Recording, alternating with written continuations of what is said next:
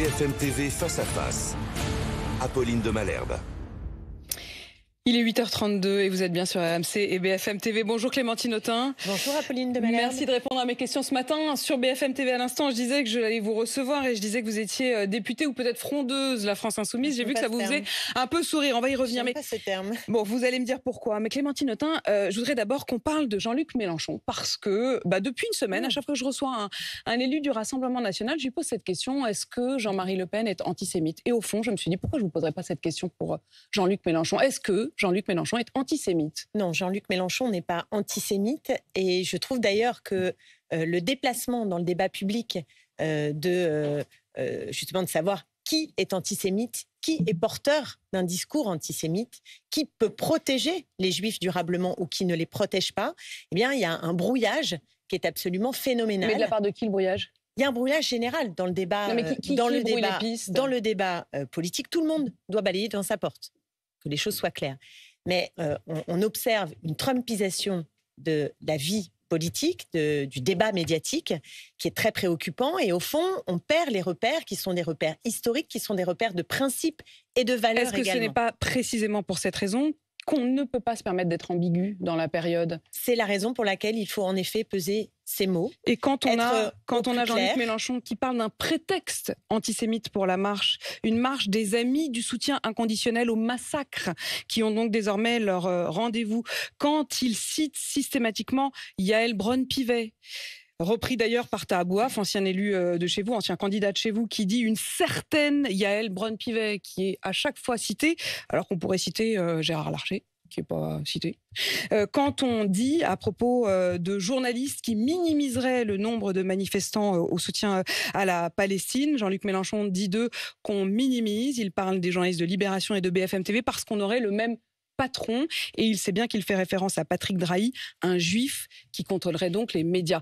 Est-ce que ce n'est pas faire preuve au minimum d'ambiguïté? Je vous le redis, je pense qu'il faut en effet peser chaque mot, et je ne suis pas d'accord avec un certain nombre de formulations de Jean-Luc Mélenchon dans ses tweets. C'est clair. Est-ce qu'il s'agit de formulations à tendance ou à connotation antisémite? Je pense qu'il faut faire attention. Jean-Luc Mélenchon n'est pas antisémite. D'ailleurs, notre électorat, nos sympathisants, nos militants sont non seulement heurtés d'entendre parfois du matin au soir sur les médias l'idée que nous pourrions être complices de l'antisémitisme. Mais moi, j'adorerais pas avoir à vous poser cette question. Pour moi, je veux juste vous dire je me réjouirais de pas avoir à poser cette moi, question ni aux uns ni aux autres. Insensé. Pour vous dire les choses, je trouve ça insensé. Mais je me réjouirais aujourd'hui que cette ambiguïté je trouve insensé qu'on ait ce débat aujourd'hui. Voilà. Et que Yaël Braun-Pivet porte une responsabilité, avec Gérard Larcher aussi, d'avoir introduit le Rassemblement national dans la manifestation en étant incapable de répondre à la simple question sur TF1 qui était: est-ce que le Rassemblement national est bienvenu dans la manifestation? Elle ne sait pas répondre. Non. Et ça fait un moment que ça dure, puisque la banalisation, la respectabilité de l'extrême droite, elle a été aussi donnée par la Macronie. Donc vous estimez qu'ils ont une responsabilité? Ils ont une responsabilité dans le brouillage du paysage politique, des valeurs, des principes, et ils ont une responsabilité dans la notabilisation et la respectabilité nouvelle. Vous vous rendez compte? Ils l'intègrent dans le champ républicain. Alors, il faut préciser les choses, Clémentine Autain, il n'était pas, et on a bien vu les images, moi-même j'y étais, donc je peux en témoigner de manière vraiment de visu. J'ai couvert cette manifestation pour BFM TV, je n'ai pas vu d'élus du Rassemblement national dans le carré de tête qui était effectivement l'espace officiel. Les élus du Rassemblement national se sont joints à la manifestation, mais je pense que le message, si nous sommes allés à Strasbourg avec François Ruffin, Alexis Corbière, Raquel Garrido, nous étions, vous le savez, avec le député de la circonscription à Strasbourg, Emmanuel Fernandez, si nous étions dans cette manifestation, c'est précisément parce que j'estime que les initiateurs, Yaël Braun-Pivet et Gérard Larcher, ont manqué de clarté dans l'éviction de l'extrême droite de ces manifestations, de dire très clairement qu'ils ne sont pas les bienvenus. Et je pense également que dans l'appel, que les Français n'ont pas vu, puisque c'était une marche qui disait non à l'antisémitisme. Et si moi j'ai marché, si nous avons marché avec mes collègues, et si nous sommes allés à Strasbourg, c'était pour dire ce message simple: stop. Il y a une recrudescence des actes antisémites en France. Ce problème est sérieux et nous voulions exprimer notre solidarité et notre empathie à l'égard de tous les Juifs qui aujourd'hui ont peur, qui subissent des insultes, des menaces, des actes concrets, des agressions antisémites. C'est important de pouvoir le dire. Mais j'estime que les initiateurs n'ont pas permis la concorde nationale. Vous avez utilisé le mot, ils ont une responsabilité dans le fait de ne pas avoir fait preuve de clarté. Je vous repose la question, Jean-Luc Mélenchon devrait-il faire preuve de davantage de clarté et ne pas jouer avec les mots comme il le fait? Je vous le redis, je pense qu'il faut peser les mots. Il faut peser les mots, il ne faut pas jeter d'huile sur le feu et il faut être capable d'exprimer de l'empathie. Il faut ou Jean-Luc Mélenchon doit? Je ne veux pas personnaliser, je ne veux pas... un peu facile. Oui, non, mais parce que là, en l'occurrence, ce sont des tweets qui sont signés, donc c'est très personnel. Et ben voilà, je vous réponds très clairement. En tout cas, ce sont des tweets dont vous vous désolidarisez. Il faut faire attention aux mots que l'on emploie. Pourquoi vous n'allez pas au bout? Je pense que c'est difficile d'être plus clair que ce que je suis en train de dire. Si, non, c'est très clair. Je pense que celles et ceux qui nous regardent ont compris ce que je voulais dire. Mais comprenez les choses, c'est que pendant ce moment-là où effectivement par des tweets qui manquent, qui ont des mots qui ne sont pas bien choisis, et que nous avons ces polémiques. Ils sont tout à fait choisis. Non, mais c'est là qu'on est dans un dialogue. C'est là qu'on est dans un dialogue de dupes, de sourds. C'est que Jean-Luc Mélenchon, et vous en conviendrez avec moi, est un homme intelligent, cultivé, qui sait manier le verbe, et qui donc sait parfaitement choisir ses mots. J'entends. Il s'agit donc de mots qui ont été choisis sciemment. J'entends tout à fait. Mais je veux juste insister sur un point. C'est qu'il y a l'histoire et il y a la philosophie générale des formations politiques et des grandes familles de la gauche et de l'extrême droite. Dans l'histoire, jamais, absolument jamais, l'extrême droite n'a été du côté du combat contre l'antisémitisme de façon concrète. En revanche, je vous parle aussi d'aujourd'hui. Écoutez-moi. Ce qui est important aussi, c'est aujourd'hui. Oui, je suis d'accord avec vous, mais ce qui est important, c'est que le Rassemblement national n'a jamais fait sa mise à jour par rapport à son histoire. De quoi parle-t-on? On parle d'une histoire de collaboration avec Vichy. Vichy est complice du nazisme. Et le nazisme, c'est 6 millions de juifs qui ont été tués dans une industrie qui est une industrie absolument mais Clémentine monstrueuse. Autain, aujourd'hui, les dirigeants, la gauche, ont mis une semaine à le dire, mais ont commencé par dire que Jean-Marie Le Pen n'était pas antisémite, avant, au bout d'une semaine, de dire qu'il y avait eu maladresse et qu'en réalité, il était bien Jordan antisémite. Bardella a dit clairement qu'il n'était pas... Non, écoutez, excusez-moi, mais... mais moi, je vous reprends simplement ce qui s'est passé pendant une semaine. Non. Il a commencé par dire qu'il pensait que Jean-Marie Le Pen n'était pas antisémite, avant de dire qui nous écoutent, qu'il s'était trompé. Allez-y. Ceux qui nous écoutent. Allez-y. Voilà. L'histoire de la gauche, c'est la fierté en 1789 d'avoir été capable de donner la citoyenneté aux Juifs contre les réactionnaires qui ne voulaient pas la donner et qui même ont interprété la Révolution française comme étant un complot judéo-maçonnique. Ensuite, quand il y a eu l'affaire Dreyfus, d'accord, qui s'est élevé? Quelle grande voix s'est élevée? C'est celle de Jaurès. Dans les années 30. Il y a eu une partie de la gauche qui n'a pas su au début. Il y a eu longtemps, Proudhon, Marx. Vous pouvez trouver des propos antisémites d'époque, comme vous pouvez trouver des propos. C'est pour ça que je préfère m'intéresser à ce qui se passe aujourd'hui. Non, écoutez-moi bien.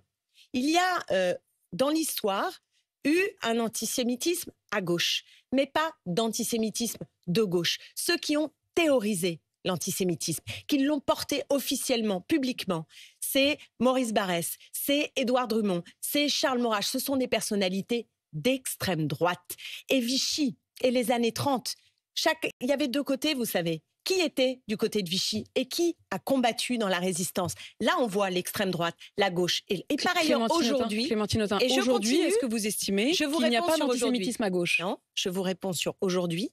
Aujourd'hui, le problème, c'est que ceux qui pensent que l'extrême droite va protéger les Juifs se leurrent, parce que dans le logiciel idéologique, les principes qui les portent, c'est le rejet de l'autre. D'accord? Et ce rejet de l'autre, cette haine de l'autre, elle est au fondement de tous les racismes et donc potentiellement d'un nouvel antisémitisme. Parce que le fameux nouvel antisémitisme dont on nous parle, qu'est-ce qu'il vise à faire?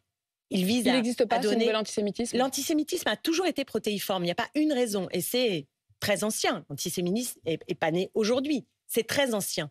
Mais par contre, à chaque fois, il est nourri par la haine et le rejet de l'autre. Donc quand on appelle aux valeurs de la République, au respect des principes fondateurs de notre humanité, alors on ne peut pas intégrer l'extrême droite et on ne peut pas compter sur l'extrême droite. Clémentine Autain, quand vous parlez de ce nouvel antisémitisme, ce serait un nouvel antisémitisme qui viendrait notamment, dit-on, des quartiers qui seraient justement, qui se nourriraient à ce qu'il se passe au Proche-Orient. Le journal Le Monde, hier soir, sur votre plateau, M. Chenu a osé nous expliquer. J'y viens. Le journal Le Monde d'hier dit, à propos de Jean-Luc Mélenchon, il croit préserver ses parts de marché électoral. En 2017, il a réalisé de très bons scores dans les quartiers où la cause palestinienne est embrassée par une jeunesse issue de l'immigration. C'est électoral. Écoutez, moi je pense que notre responsabilité, elle est d'abord justement par rapport à... Moi je suis élue de Sevran, Tremblay et Villepinte. Seine-Saint-Denis. Je suis favorable à ce que nous organisions, j'espère cette semaine, peut-être vendredi, avec le maire de Sevran, une marche au flambeau pour la paix et qui permette de dire, et c'est quand même pas très compliqué, de dire à la fois que les crimes du 7 octobre, c'était insupportable, insoutenable, inadmissible, injustifiable. Et de dire, écoutez-moi, contre l'antisémitisme. Et de dire, oui, on peut le dire, bien sûr, donc contre l'antisémitisme et contre tous les racismes. Et je le dirai. Et je le dirai. Mais aujourd'hui, les actes qui explosent, ce sont les actes antisémites. Je vous dis la paix, c'est les actes du 7 octobre et c'est la situation aujourd'hui à Gaza.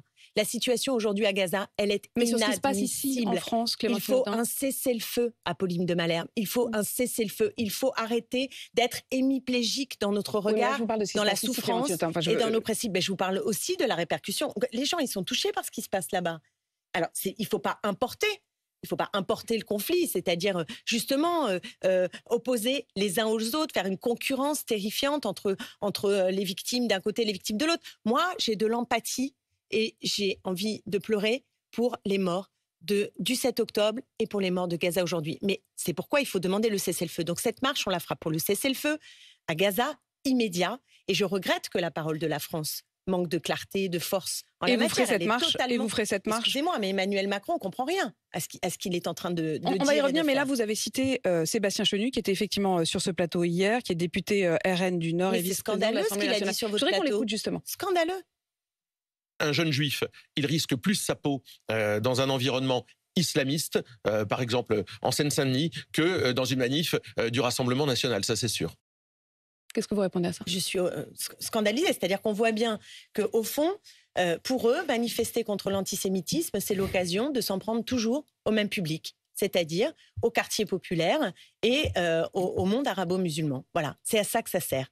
Ça sert à se donner une respectabilité, mais pour, au fond, en revenir toujours à la même chose. Or, la réalité, c'est que quand on combat l'antisémitisme, ça veut dire qu'on comprend que la haine de l'autre peut amener au pire et que donc, dans le même mouvement, on doit aussi intégrer le fait que nous devons être au clair sur le rejet des musulmans qui existent dans notre pays et nous devons être aussi aux côtés de ces quartiers populaires qui en souffrent terriblement. Est-ce que c'est possible de tenir les deux bouts? C'est ça pour moi la gauche, c'est ça l'humanité, c'est ça être progressiste. Mais il y a un moment où effectivement... ce sont des semeurs de haine. Ce sont des semeurs de haine. Monsieur Chenu, ce qu'il vient de faire, c'est de la haine. Voilà. Mais pardon, quand Jean-Luc Mélenchon dit que la marche, c'est une marche de ceux qui soutiennent un massacre, c'est pas un semeur de haine? Non, mais c'est factuellement faux. Je veux dire, ce qui s'est passé dans la manifestation de dimanche, il est faux de dire qu'il y avait dans cette manifestation que des gens qui soutenaient Netanyahou. Enfin, faut quand même qu'on arrive à se dire. Donc Jean-Luc Mélenchon se trompe. Et quand il dit que la marche était pour vous succès ou échec? Écoutez, je pense que c'est faux de dire que c'est un échec. Non, je ne crois pas que c'était un échec. Là encore, c'est Jean-Luc Mélenchon qui le dit. Il parle d'un échec. Je pense que ça aurait été davantage réussi si les initiateurs avaient été capables de concorde. Parce qu'à gauche, notamment, beaucoup se sont posé la question. On s'est interrogé, faut-il y aller, pas y aller? Le groupe de la France Insoumise a décidé de ne pas s'y rendre parce qu'il y avait la présence de l'extrême droite. On l'a bien compris, et vous ne convenait pas. Et vous, avec une poignée, on va y revenir, ont décidé d'aller à Strasbourg. Mais aussi, comprenez-le bien, pour moi, il n'y a pas à dire ceux qui étaient, c'est scandaleux, ou ceux qui n'y étaient pas, c'est scandaleux. Mais moi, si je vous pose cette question, c'est que vous restez dans la NUPES, avec à la tête de la NUPES un Jean-Luc Mélenchon qui dit c'est un échec, toute la droite et l'extrême droite ont échoué à produire des mobilisations générales du passé. Il y a l'un de vos collègues insoumis députés qui dit on aurait entendu dans le cortège parisien de nombreux propos islamophobes relayés par les médias. Oui, mais tant que vous aurez l'étiquette LFI et NUPES, vous parlerez aussi au nom des autres. Mais oui, mais je pense que le discours que je suis en train de vous tenir est un discours de gauche simple et qui, normalement, rassemble la gauche. Quand je vous dis que les Juifs ne sont pas responsables de la politique de Netanyahou et dans le même temps que critiquer la politique d'Israël n'est pas synonyme d'antisémitisme, je pense que ça, c'est très simple et c'est ce qui rassemble la gauche. Ce qui nous rassemble, c'est que nous sommes des humanistes, que nous sommes pour la paix, que nous demandons un cessez-le-feu, que nous sommes évidemment du combat contre l'antisémitisme. Un cessez-le-feu avec qui, Clémentine Autain, et sous quelles conditions? Est-ce que le cessez-le-feu, c'est qu'Israël arrête les crimes de guerre, que Israël arrête... Et les otages? Bien sûr qu'il faut libérer les otages. Bien sûr qu'il faut libérer les otages. Donc, que faire? Il faut exiger le cessez-le-feu, la libération des otages, mais il n'est pas acceptable qu'Israël, pour, comme ils disent, se défendre. Faisons attention parce que normalement, dans le droit international, dans le droit, 7 octobre au matin. Mais la guerre, ça fait 75 ans qu'elle existe. Non, donc, mais le 7 octobre, c'est pas. Le 7 octobre n'est pas. C'est un tournant. Exactement, c'est un tournant dans la stratégie du Hamas. C'est l'évidence. Mais il y a 75 ans de guerre derrière qu'on ne peut pas non plus balayer d'un revers de la main. Est-ce que pour vous, le cessez-le-feu est sans condition ou est-ce qu'il faut d'abord exiger la libération des otages? Il faut la libération des otages, mais ça, même s'il n'y a pas la libération des otages, Israël n'a pas le droit de s'asseoir sur, justement, les normes internationales dans le fait de faire la guerre. Là, qu'est-ce qui se passe aujourd'hui à Gaza? Qu'est-ce qui se passe?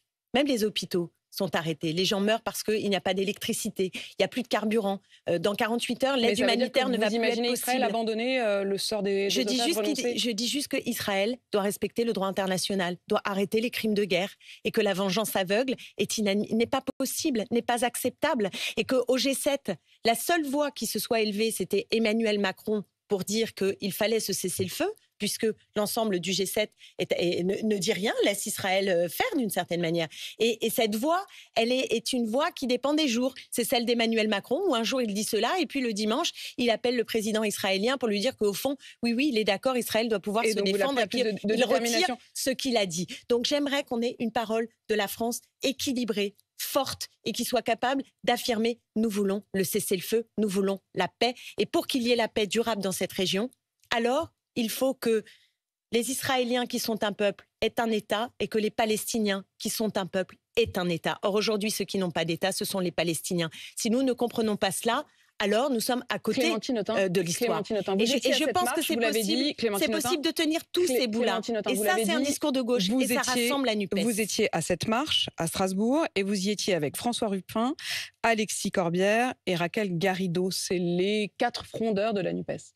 J'aime pas ce terme, excusez-moi. Alors trouvez-en un autre. Comment vous définiriez? C'est venu, j'aime pas parce que frondeur, ça fait référence à une histoire, celle récente du Parti socialiste, qui était très honorable puisque ils ont dit non à la politique qui était menée par François Hollande et qui a amené au désastre. Vous avez un peu la même attitude. Logique de marché. Non, mais ça correspond à une histoire. Je pense que nous, c'est autre chose. Alors, en effet, nous disons que nous disons plusieurs choses. Nous sommes très attachés à la NUPES. Nous pensons que pour gagner en 2027, il faut chérir ce rassemblement, et nous pensons qu'en termes d'orientation politique, de profil politique, on a besoin de davantage de solennité et de ne pas être dans l'outrance ou le clash. Voilà, c'est deux... Je le dis avec mes mots comme ça simplement ce matin, mais j'ai l'impression qu'en effet, c'est ce qui nous rassemble. Nous avons été d'accord sur la façon... Est-ce que c'est Jean-Luc Mélenchon qui doit porter ses idées? Quand vous avez Raquel Garrido qui a tenu ses propos en disant « Le candidat peut changer, partir à la retraite, changer de rôle, la France insoumise peut se passer de Jean-Luc Mélenchon », est-ce que vous pourriez signer ces mots?